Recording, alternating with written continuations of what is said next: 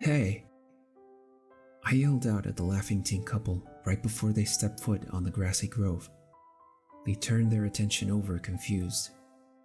Some old security guard outside an even older building.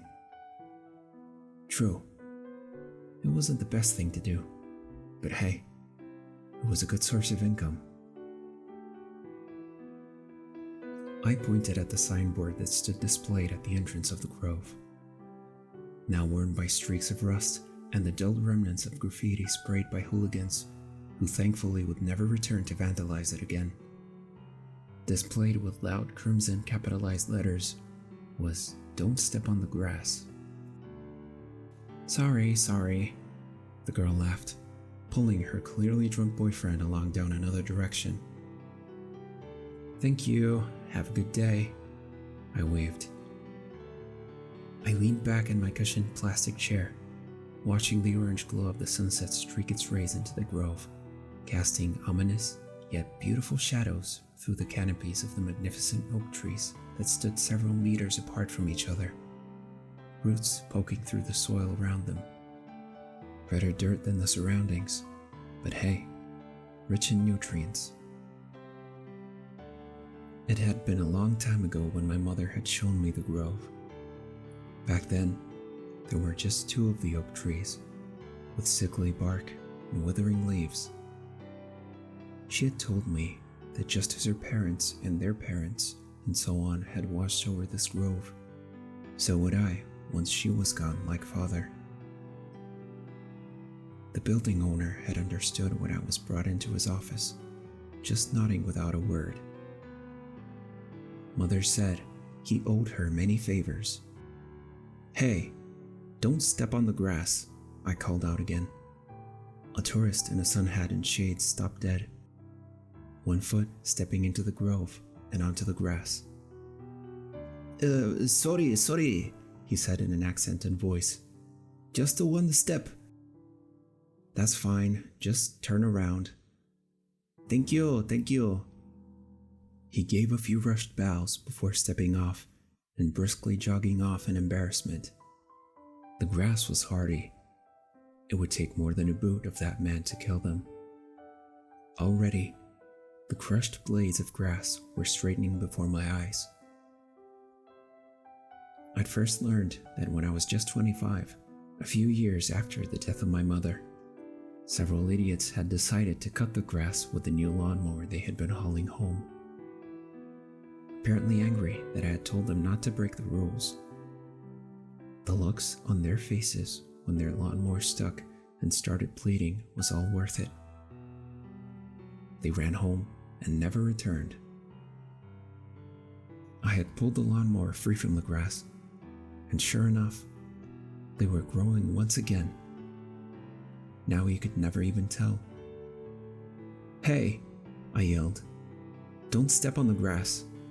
The man was in his early 50s, it seemed, with graying hair and a thin, wrinkled face with sunken cheeks. On his neck, he wore a fancy golden necklace. He looked at the sign for a moment and then back to me. I'm late. Rules are rules. Ah, fuck off, you. Call the cops if you want.